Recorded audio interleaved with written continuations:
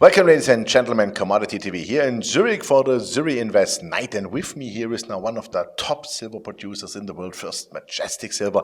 And Keith Neumeyer, the CEO of the company, wants to give us an update on his lovely company. Keith, welcome. Oh, nice seeing you again. Yeah, great to see you. And I think 2018, again, challenging year, not easy for the silver sector, also for the gold sector. Probably, let's talk a little bit about 2018. What was up with the company? Because you did acquisitions, production was kind of okay, I would call it.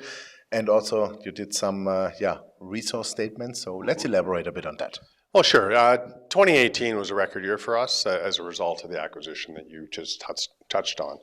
That was Primero, was that right? You bought exactly, yeah. And this was a long time in the works. We had looked at the San Dimas mine for a decade and had made a number of attempts to buy it.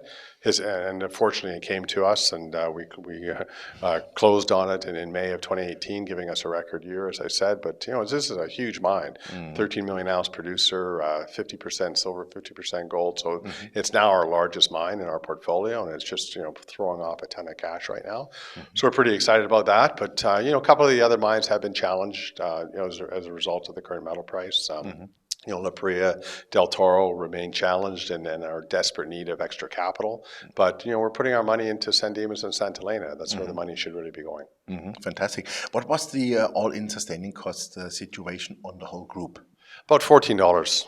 So you made some money at least. Oh, we're profitable. That's There's a couple of mines are losing money, but we've got the two big mines that are actually cash flowing quite nicely. One, San Dimas has a cost of around $5, and Santa Elena is around $3. So those two mines are fantastic. Great, super. Now, I mean, with that silver price, the first matter is, let's say, to survive with black numbers, meaning making some profit at least, And because I think the times hopefully will get better. We are saying this in several years, but I think the signs are there that it's getting better. Maybe you can elaborate a little bit also on your exploration, let's say your drilling success, and maybe your resources and reserves. Sure.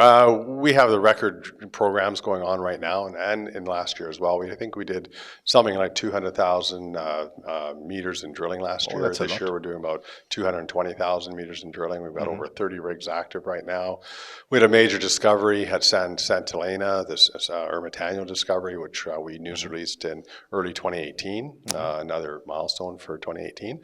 And that's going to be future feed for that operation. And we're just going to keep drilling. And, we are a mining company. We do have to spend money on exploration, and fortunately, we've got a couple of mines that are spinning off profit, and we can afford to do that. Of course, I mean, you're also depleting your resource bases through the production, so you have to do something on the longer end, I would call it. Right, you're right. But we, as you said earlier, we did put out a reserve update just a couple of weeks ago, and we had a nice increase in reserves and resources year over so year. that prolongs the average mine life. The life of mine, for sure.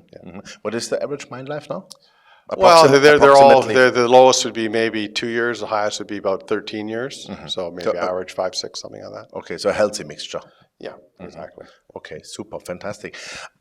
Financial situation of the group. What is the balance between debt and equity and all that stuff? Yeah, we've got $75 million in cash in the bank right now. The debt is quite small. We have $20 or $30 million in leases and then so on. We do have an outstanding convertible, which we did in early 2018, and then that remains outstanding, but we're just paying normal rates on that. Actually, 1.875%, which is pretty good. I think it's achievable. It's manageable. I think so. Fantastic, great. 2019. What are the plans for 2019?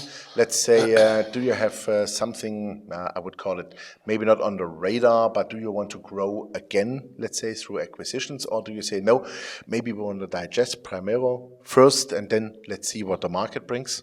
Well, as you know, we built this company through acquisitions. I'm not a geologist or an engineer, and I'm an ex-banker. I came from the banking sector, and that's just the way I think. And today it's cheaper to buy a mine than it is to build a mine. So why bother building mines? And so we were able to buy a very good mine at the end of 2015, which was the Santa Elena operation. That increased our size by 60% approximately. Then in 2018 we bought San Dimas, which increased our our size by 100%. So, with those two mines, that produces 75% of our metal between those two mines. Fantastic. Where do you see the situation for 2019 with the all-in sustaining costs? Will they be the same, or is there a chance that you can lift whatever some synergies, or that you do some things different on Primero, what maybe the company did before, that you can say, okay, maybe we can bring the cost down, let's say, to $13? We're guiding very similar to 2018. Our all-in costs for 2019 is about $14, same as it was last year. We try to be conservative, but oil is a big component in our costs, and we have seen oil prices go up. Also, are you hedging the oil then? No, nothing. We've never hedged oil. We've talked about it, but we've never seriously done anything in that.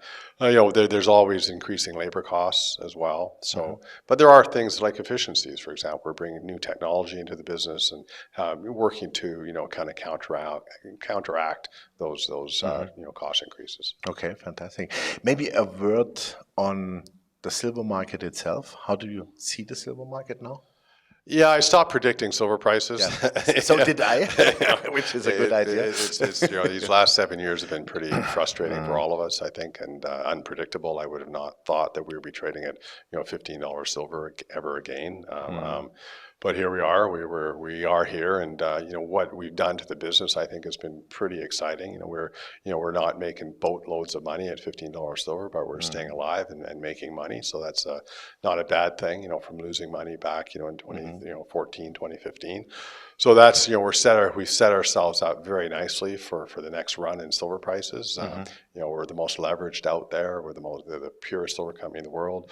Almost 60% of our revenues are from the sale of silver, which puts us in a pretty unique category. Most of the so-called silver companies are much smaller from a percentage basis on silver production.